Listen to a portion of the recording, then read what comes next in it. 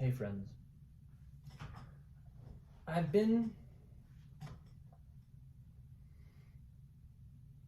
thinking about something recently, and I guess in some ways it's kind of maybe obvious or included in stuff that I've said before, but I have I've been feeling music really powerfully recently. And again, not that I haven't always, but I think something about being injured. I have a wrist injury, a tear in my scapholunate ligament in my right hand, which really been something of a thing to accept, and has somehow had a pretty profound ripple effect on the way I see much of my life. Even though at this point I'm not experiencing tremendous discomfort or really major limitations of any kind, it's always kind of there. I know it's there, but I spoke, initially, or within, especially around the time that I actually sort of was diagnosed and I figured out what it actually was. I knew my wrist was hurting, but I didn't know what that meant. And around the time I got the diagnosis, I sort of, it had the effect of, I think I remember doing a post on being somehow alerted to the fact that I'm mortal, that my body's not invincible, which again, you might have thought was obvious, but who knew you could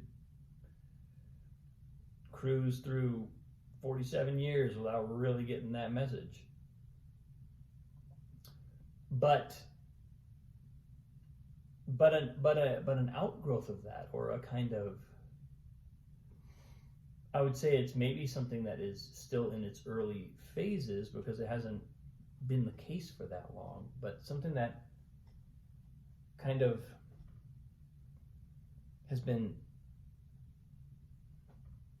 coming up for me as that sinks in, has to do with my availability. In some ways, I would call it vulnerability or sensitivity to music, because somehow this sense of overall vulnerability, overall mortality, overall impermanence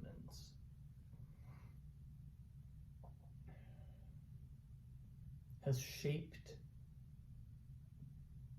what making music means. Because on some level, music, like any other art form, is an expression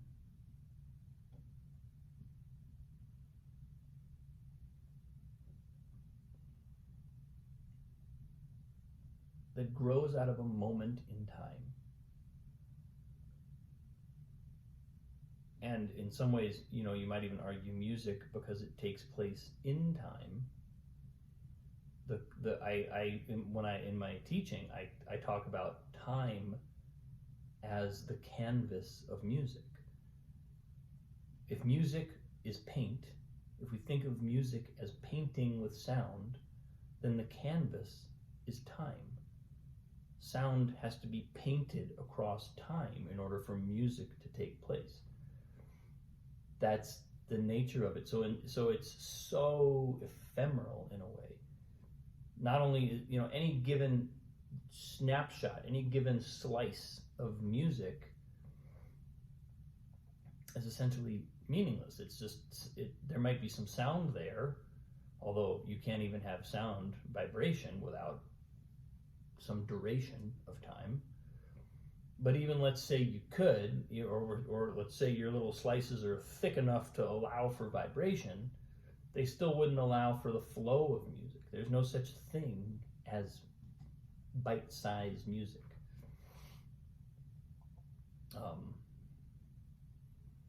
It has to happen in time.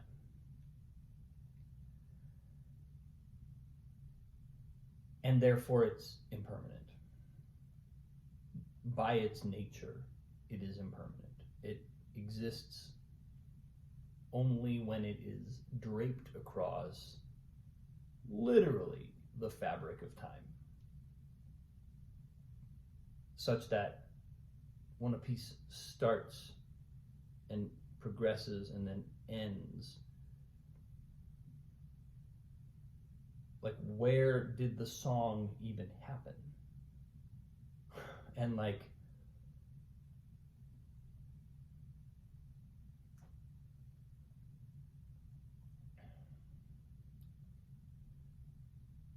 so on some weird level,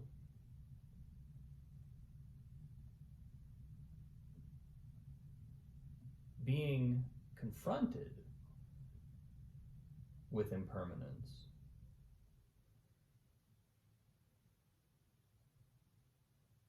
has made music mean more. I feel like it affects me more.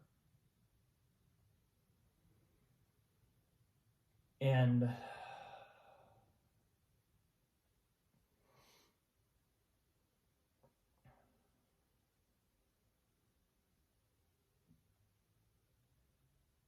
in and of itself, that's a wonderful thing.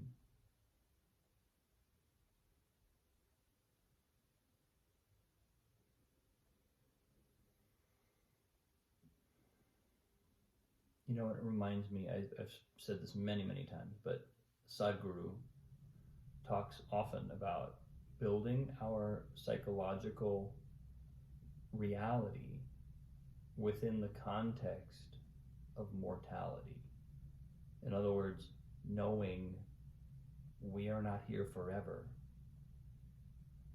is sort of important to, it's kind of the foundation of any healthy psychological relationship to the world. And I think maybe, you know, although and perhaps because I would never have asked for this experience of sort of being confronted with impermanence, mortality, even though I would have never asked for that, the fact that I've been confronted with it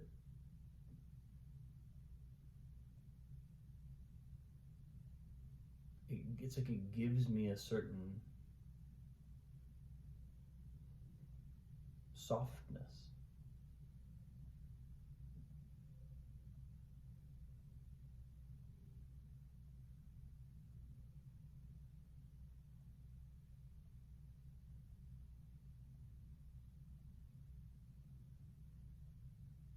And that softness makes me more available to music.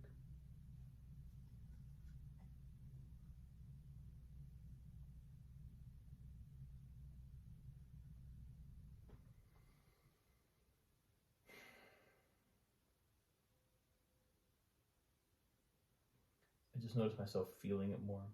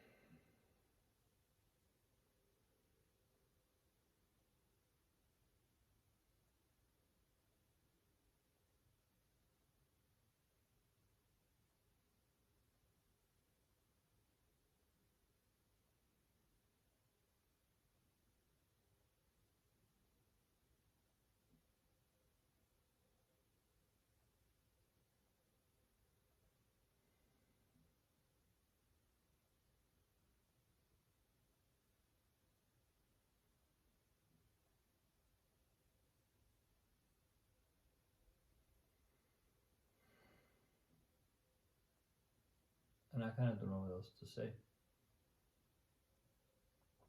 I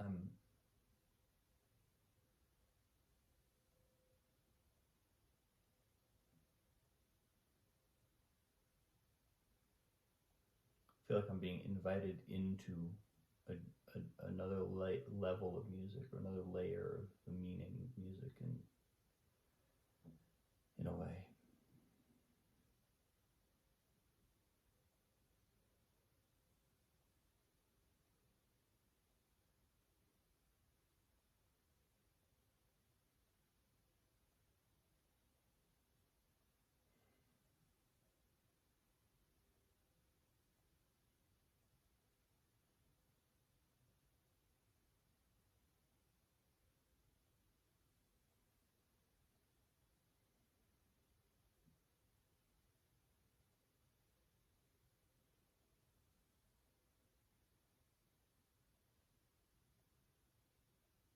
That's where I am today, folks. Thanks for watching. I appreciate you. I'll see you soon.